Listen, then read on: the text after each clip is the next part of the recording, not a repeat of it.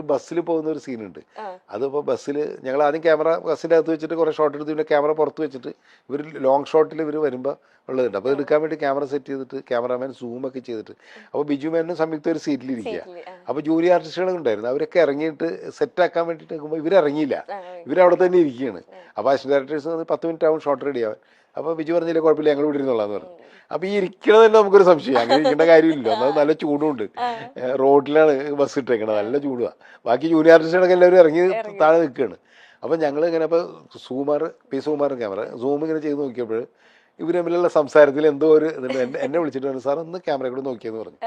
അങ്ങനെ ഞാൻ zoom tight ചെയ്ത് നോക്കുമ്പോൾ നമുക്ക് മനസ്സിലായി ഇവർ തമ്മിൽ എന്തോ ഒരു സാധാരണ സംസാരം എല്ലാം തോന്നി. അതൊന്നും മിണ്ടില്ല, ഞങ്ങളൊന്നും മിണ്ടില്ല. അങ്ങനെ ഓക്കെ എന്ന് പറഞ്ഞിട്ട് നമ്മൾ റെഡിയായി അങ്ങനെ എടുത്ത്. ഇത് കഴിഞ്ഞ് 2 ദിവസം 3 സെറ്റ് കഴിഞ്ഞപ്പോഴാണ് അത് കാറ്റടിക്കുന്ന സീനുണ്ട്. ആ സിനിമ കണ്ടിട്ട് മധുരോമ്പരക്കാരുടെ ക്ലൈമാക്സിൽ കാറ്റടിക്കുന്നുണ്ടല്ലോ, അത് ഷൂട്ട് ചെയ്തോണ്ടിരിക്കും. അപ്പോൾ സംയുക്തയും ബിജു ഒക്കെ കാറ്റടിച്ചിട്ട് ഇങ്ങനെ സ്കൂളിൻ്റെ ഇത് എടുക്കുന്ന സമയത്ത് അപ്പോൾ സംയുക്തക്ക് ഈ ഇതിൻ്റെ പ്രശ്നമുണ്ട്, ബ്രത്തിൻ്റെ ഒരു ചെറിയ പ്രശ്നമുണ്ട്. അത് നമുക്കറിയില്ലായിരുന്നു, സംയുക്തക്കും അങ്ങനെ അറിയില്ലായിരുന്നു. പക്ഷെ ഈ കാറ്റടിച്ച് പൊടി ഇങ്ങനെ ഇതുണ്ടല്ല, ഈ എന്താ പറയുക ഭയങ്കരമായിട്ട് ഡസ്റ്റ് ഇങ്ങനെ അടിച്ചിട്ട് പെട്ടെന്ന് ഒരു ഷോട്ട് കഴിഞ്ഞിട്ട് ഞാൻ കട്ട് പറഞ്ഞു ഓക്കെ എന്ന് പറഞ്ഞിട്ട് നമ്മൾ അടുത്ത ഷോട്ടിന് പോകുമ്പോൾ സംയുക്ത അവിടെ തന്നെ ഇരിക്കുക. അപ്പോൾ ബിജു അവിടെ മാറി നിൽക്കുന്നുണ്ട്. അപ്പോൾ സംയുക്തക്ക് ശ്വാസം കിട്ടണില്ല, ശ്വാസം കിട്ടാണ്ട് ഇങ്ങനെ വല്ലാണ്ട് വലിക്കാണ്ട് കഴിഞ്ഞപ്പോഴാണ് ഓടിച്ചു തന്നിട്ട്. അപ്പോൾ അമ്മയൊന്നും അടുത്തില്ല. അപ്പോൾ ഞാൻ ആരോ ഓടിച്ചു തന്നിട്ട് ഇന്ന് പിടിച്ചു കഴിഞ്ഞപ്പോൾ സംയുക്ത ഇങ്ങനെ ഇതാക്കണം, എല്ലാവരും കൂടി പേടിച്ചു. ഭയങ്കര ഒരു കയോ സിറ്റുവേഷനായി. അപ്പോൾ ഞാൻ ഇടയ്ക്ക് ഈ ഇൻഹെയിലർ ഉപയോഗിക്കുന്ന ആളായിരുന്നു, എനിക്കതിന് മുമ്പ് പ്രശ്നം ഉണ്ടായിരുന്നു. അപ്പോൾ ഞാൻ പറഞ്ഞു ആരെങ്കിലും ഇൻഹെയിലർ ഉണ്ടോ എന്ന് ചോദിച്ചു.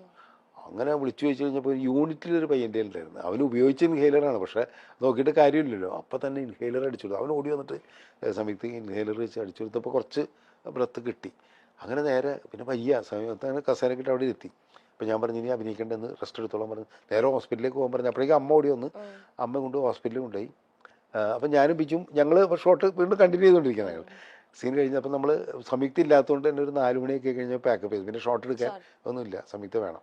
അപ്പോൾ ഞങ്ങൾ ഹോട്ടലിൽ പോയി, ഞാനും ബിജും സുഖമൊക്കെ ഉണ്ടായിരുന്നു. ഞങ്ങളെല്ലാവരും കൂടി കാറിന് ഹോട്ടലിൽ എത്തിക്കഴിഞ്ഞപ്പോൾ നമുക്ക് സംയുക്തനൊന്ന് കയറി കണ്ടിട്ട്, അല്ല സോറി ബിജു നേരത്തെ പോയി, ബിജു ഒരു 1/2 മണിക്കൂർ മുമ്പ് പോയി. ഞാനും സുഖമൊക്കെ നമുക്ക് സംയുക്തനൊന്ന് കയറി കണ്ടിട്ട് പോകാമെന്ന് പറഞ്ഞ് ഞങ്ങൾ ഇന്ന് കോളിംബെൽ അടിക്കുന്നു, ഒന്ന് വാതിൽ തുറക്കുന്ന ബിജു മേനാണ്. ബിജു ഒരു കാര്യമില്ല ചമ്മണ്ടത്, കാരണം വെച്ചാൽ ബിജു നേരത്തെ വന്നാണ്, 1/2 മണിക്കൂർ മുമ്പ് വന്നാണ്. ബിജുവിന് സംയുക്തയെ വന്ന് കാണാം, ഒരു കുഴപ്പമില്ല. പക്ഷെ ആകെ ചമ്മി മുഖമൊക്കെ മാറി. അപ്പൊ സുഖ ചോദിച്ച് ബിജു എന്തിനാ ചമ്മണത്, അതാണ് പിടിച്ചത് ഞങ്ങൾ അറിഞ്ഞത്, ബിജുവിന് മനസ്സിലാവുന്നത്. അത് കഴിഞ്ഞിട്ട് കുറച്ച് കഴിഞ്ഞപ്പോൾ പുറത്ത് വന്നു കഴിഞ്ഞ് ബിജു സുഖം പറഞ്ഞ് പേടിക്കണ്ട, ഞങ്ങൾക്ക് ഇത് കുറേ ദിവസമായിട്ട് അറിയാം, ഇന്നല്ല ഞങ്ങൾ അറിഞ്ഞത്, കുറേ ദിവസമായിട്ട് അറിയണേ. അപ്പോൾ എന്ന് വെച്ചാൽ സംയുക്തക്ക് എന്തെങ്കിലും പറ്റുമോ അറിയാൻ വേണ്ടിയിട്ട് സ്വാഭാവികമായിട്ടും വരുമല്ലോ, ഹോട്ടലിൽ വന്ന് കണ്ടതാണ് എന്നൊക്കെ പറഞ്ഞ് ബിജു ന്യായീകരിക്കാൻ നോക്കിയതിന്. എന്നെ ഇനി ന്യായീകരിക്കണ്ട, ഞങ്ങൾ പക്ഷെ ഞാനും സുഖവും അറിഞ്ഞിട്ടുള്ളൂ, ഇനി ആരോടും പറയാനൊന്നും പോണില്ല എന്ന് പറഞ്ഞ് അങ്ങനെ കൊണ്ടു കിടന്നു നിങ്ങൾ കുറേ ദിവസം. പക്ഷെ ബാക്കി എല്ലാവരും കുറേശ്ശെ കണ്ടുപിടിച്ചത് കുറച്ച് ദിവസം. അന്ന് മൊബൈൽ ഇല്ലാത്തതുകൊണ്ട് മൊബൈല് മധുരോമ്പരക്കാരുടെ സമയത്ത് വന്നിട്ടുണ്ട്. പക്ഷെ ഇങ്ങനെ വാട്സാപ്പ് ഒന്നും ഇല്ലാത്തതുകൊണ്ട് ചാറ്റ് ചെയ്യണ പരിപാടിയൊന്നും വന്നില്ലല്ലോ, അല്ലെങ്കിൽ അവരങ്ങനെ ചെയ്യുമായിരുന്നു.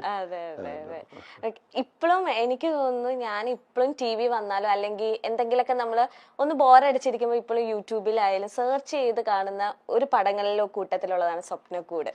ഇപ്പോഴും ഈ ഒരു ജനറേഷനിൽ പെട്ട ആൾക്കാർക്കായാലും ഭയങ്കര ഇഷ്ടമാണ് ആ പടം കാണാനായിട്ട്. ആ ഒരു എന്താ ഇപ്പോഴും ആ ഒരു വൈബുണ്ട്, അത് ആ ഒരു കുറച്ച് നാൾ മുന്നേ പിടിച്ചു വെച്ചാണെന്നറിയില്ല, ആ ഒരു ഫ്രണ്ട്ഷിപ്പ്, ആ ഒരു പ്രണയം, നല്ല രസമാണ് സ്വപ്നക്കൂട് കണ്ടിരിക്കാനായിട്ട്. അതുപോലെ തന്നെ പോണ്ടിച്ചേരി ഇത്രയും ഭംഗിക്ക് ഇപ്പോഴും കുട്ടികൾ സ്റ്റോറീസ് ഒക്കെ ഇപ്പൊ റീൽസിലൊക്കെ പോണ്ടിച്ചേരി ഇടുമ്പോ സ്വപ്നക്കൂടത്തെ പാട്ടല്ലാണ്ട് ആരും അവിടെ പോയിട്ടുണ്ടെങ്കിൽ ഇടത്തില്ല. ഇപ്പോഴും ഞാൻ പറയും എനിക്കൊന്ന് പോണ്ടിച്ചേരി പോകണം, എനിക്ക് സ്വപ്നക്കൂട് കണ്ടപ്പോ തൊട്ടുള്ളതാണ് ആ പൂ കൊടുക്കുന്ന ഇതൊക്കെ. ആ ഒരു ലൊക്കേഷൻ ചൂസ് ചെയ്യാൻ കാരണവും പിന്നെ അങ്ങനത്തെ ഒരു ക്യാരക്ടറൊക്കെ മെയ്ഡ് ചെയ്യാൻ ആ ഒരു എങ്ങനെയായിരുന്നു ആ ഒരു ജേർണി?